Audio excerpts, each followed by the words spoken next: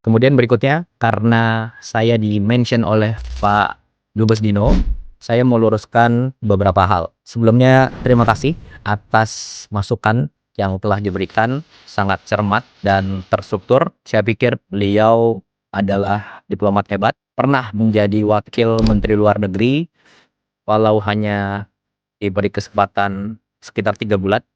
Jadi yang pertama, masalah biaya bila keluar negeri. Ini sudah dijelaskan beberapa kali. Jadi segala kelebihan biaya yang telah dianggarkan oleh negara itu sepenuhnya ditanggung oleh pribadi Presiden Prabowo. Kemudian yang kedua, jumlah rombongan. Ini sangat penting. Jumlah rombongan Presiden Prabowo itu sudah berkurang besar-besaran, lebih dari separuh dari periode sebelumnya.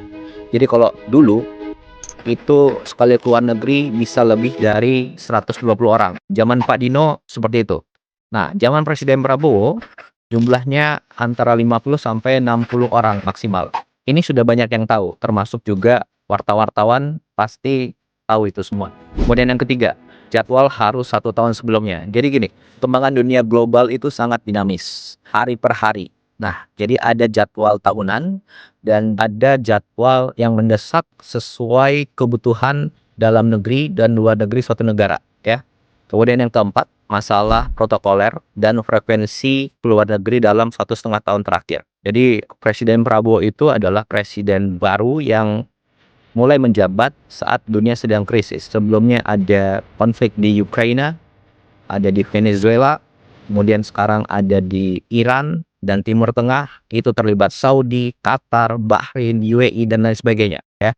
Jadi setiap pemimpin tentunya harus bangun hubungan yang dekat antar pemimpin dunia.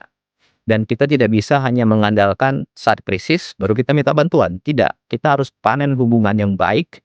Lalu bila suatu saat ada kondisi mendesak, kita bisa minta bantuan. Dan begitu pula sebaliknya. Oke? Untuk itu perlu kedekatan pribadi, kedekatan emosional antar pemimpin, baik secara langsung, diliput media, ataupun tertutup. Nah, itulah diplomasi. Jadi salah besar kalau dibilang hanya gagah-gagahan, seremonial.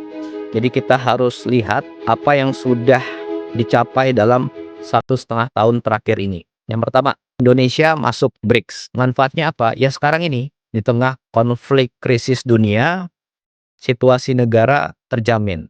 Stok BBM aman. Harga BBM subsidi tidak naik. Stok pangan aman. Kemudian yang kedua, tarif 0% di Uni Eropa. Ada 25 negara di situ.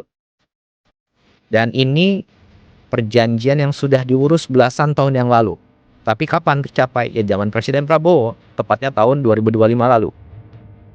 Kemudian yang ketiga, total investasi yang masuk dalam 1,5 tahun ini adalah sekitar 2.430 triliun. Itu data dari BKPM.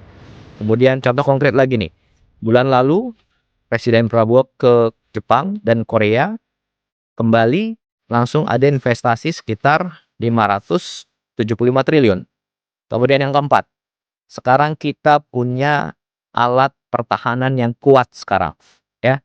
Dan itu dari banyak sekali negara. Prancis, Amerika, Rusia, Cina, Inggris, Eropa, banyak negara. Kemudian yang kelima, program ibadah haji tahun 2025 lalu dan khususnya tahun ini itu lancar. Nyaris tidak ada kendala-kendala yang signifikan. Indonesia adalah negara satu-satunya yang punya perkampungan haji di Arab Saudi. Dan Saudi sendiri mengubah undang-undangnya agar suatu negara mempunyai lahan di situ untuk digunakan oleh jamaah haji. Kemudian yang keenam, Presiden Prabowo betul-betul berperan aktif di Palestina. Apa buktinya? Satu, kita ada drop off logistik dari udara. Sudah beberapa kali. Tidak semua negara bisa. Kenapa? Itu harus ada diplomasi dengan negara-negara yang wilayah udaranya dilewati oleh pesawat. Kemudian yang kedua, kita kirim kapal rumah sakit ke Palestina. Kemudian yang ketiga, kita menyekolahkan anak-anak Palestina di universitas di Indonesia. Sekarang mungkin sudah sampai 100 orang yang sudah sekolah di sini. Dan lain sebagainya. Kemudian yang ketujuh, Baru minggu lalu ada WNI yang diamankan pihak Israel di Laut Bebas, dan lewat diplomasi dari Menteri Luar Negeri dan teman-teman Kemlu, selang beberapa hari kembalikan ke Indonesia. Jadi ini lewat diplomasi yang baik diberitakan maupun yang tertutup, gitu ya. Dan ingat, yang tadi saya sampaikan adalah hasil konkret nyata 1,5 tahun terakhir.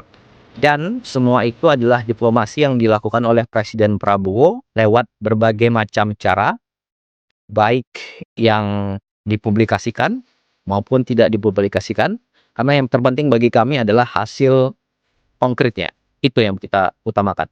Kemudian terakhir, masalah pertemuan dengan kepala negara lain di event-event tertentu. Jadi gini, pertemuan dengan kepala negara lain di suatu event itu yang menentukan adalah Bapak Presiden dan juga saran dari Menteri Luar Negeri. Dan beliau-beliaulah yang mengetahui mana yang prioritas, mana pertemuan yang harus diutamakan, mana pertemuan yang bisa langsung ataupun cukup menggunakan telepon, mana pertemuan yang perlu diberitakan, mana yang tidak diberitakan. Dan saya rasa semua diplomat hebat tahu itu. Jadi kurang elok rasanya kalau itu masih dipermasalahkan, ya. Jadi ruang untuk setiap masukan tentu kita terima, tapi jangan sampai kita mengaburkan fakta tentang semua hasil yang telah kita capai. Saya rasa itu.